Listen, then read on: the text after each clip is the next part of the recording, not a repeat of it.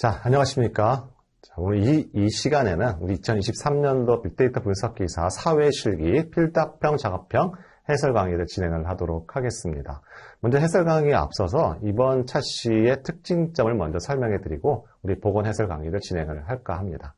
우리 필답형 문제 10문항이 당연히 출제가 되었고 이번 차시에 한 가지 주요한 부분이 있다고 한다면 우리 2회차, 3회차 때 출시됐던 인공신경망의 가중합산 계산 문제가 등장하지 않았다는 부분 있고 또한 우리 3회 때 출제됐던 서포트 벡터 머신 SVM에 관련된 정의 문제가 반복해서 출제됐다는 게 특징이라고 할 수가 있겠습니다.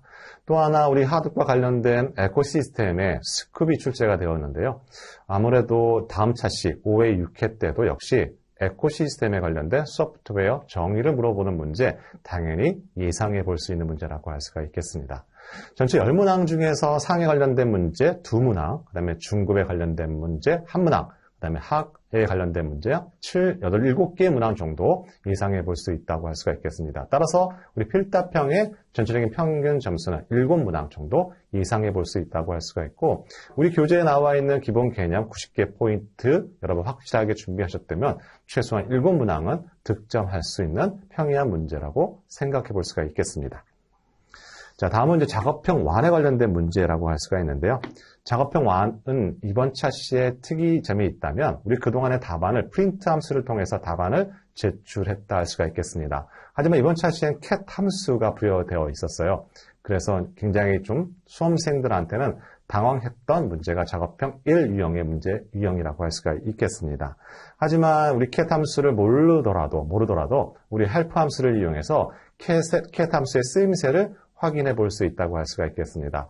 자, 프린트 함수를 이용하게 되면 콘솔 박스, 결과 박스에 우리 위치를 의미하는 대괄호가 우리 만들어지게 되죠. 하지만 cat 함수를 하게 되면 이와 같은 대괄호를 표시하는 표시가 출력되지 않는다고 할 수가 있겠습니다. 물론 프린트 함수와 cat 함수의 여러 가지 차이점이 있지만 시험 주관사에서는 이와 같은 부분을 요구했다 할 수가 있겠어요. 그래서 cat 함수만 써도 우리가 원하고자 하는 답안 제출은 충분히 가능했다고 할 수가 있겠습니다. 어떻게 보면 빅데이터 분석기사 실기 파트의 검정 부분이 점점 더 이와 같은 갑작스러운 변화를 요구를 하게 되고 이와 같은 대응 방안을 우리 help 함수를 통해서 확인할 수 있는지 없는지를 확인하는 검정도 한 요소라고 또 한편 생각해 볼 수가 있겠습니다.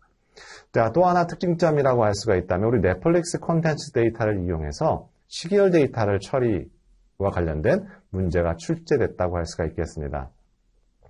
물론 여러분이 데이터가 많다 보니까 다 일일이 다 손으로 확인을 하는 수험생도 있었고요. 하지만 우리 학습했던 루브리데이트 패키지를 이용한다면 여러분 많은 시간 투여하지 않고 쉽게 찾을 수 있는 문제였다고 생각합니다.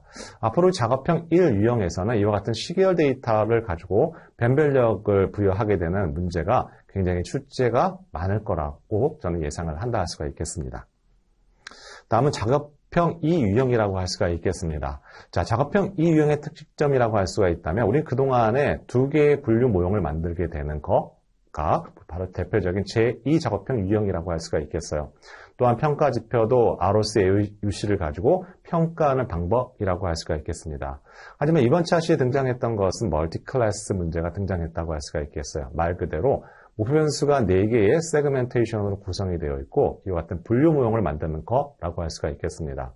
우린 제2 작업형을 만들 때 캐럿 패키지와 레시피 패키지를 이용한다 할 수가 있겠어요.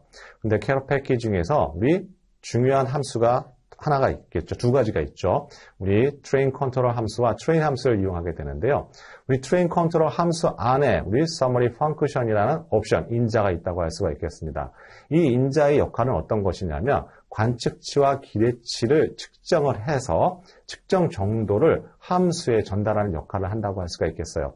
따라서 우리 2개의 분류 모형일 때는 반드시 써야 된다. 그 값이 to class summary로 써야 되고 우리 ROC, AUC는 확률 값을 우리 확인해야 되죠. 그래서 우리는 이와 관련된 크로스 프롭스를 true로 해놔야지만 한다고 할 수가 있겠습니다. 하지만 이번 차시에는 4개의 분류 모형, 다분류 모형이 등장했다고 할 수가 있겠어요. 따라서 우리 시험 문제 제2 작업형에서는 이 2가지 옵션, 인자를 사용하지 않고 하는 것이 첫 번째 여러분이 실행해야 할 방법이라고 할 수가 있겠습니다.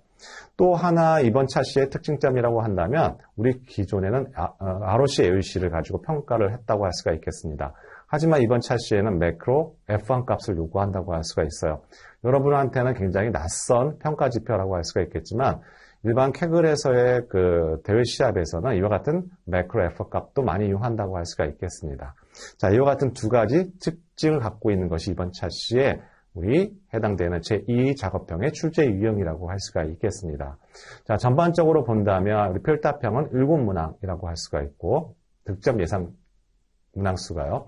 1작업형 문항은 1, 2문항을 제외한 3문항을 제외한 2개의 우리 1작업형의 예상 답안 득점이라고 할 수가 있겠습니다. 또한 우리 그 제2유형의 같은 경우에는 여러분 해당되는 평가 지표 accuracy 값이 아마 50% 조금 안 되게 나왔을 거예요. 하지만 여러분 실제 보험 문제를 저랑 같이 풀게 되면 매크로 F1 값이 이보다 훨씬 더 높게 나옵니다. 그렇죠? 그래서 최소한 부분 점수를 합하게 되면 30점 이상의 득점이 가능한 것이 바로 제2 유형이라고 할 수가 있겠습니다. 자, 우리 보건 강의 때 다시 한번 뵙도록 할게요.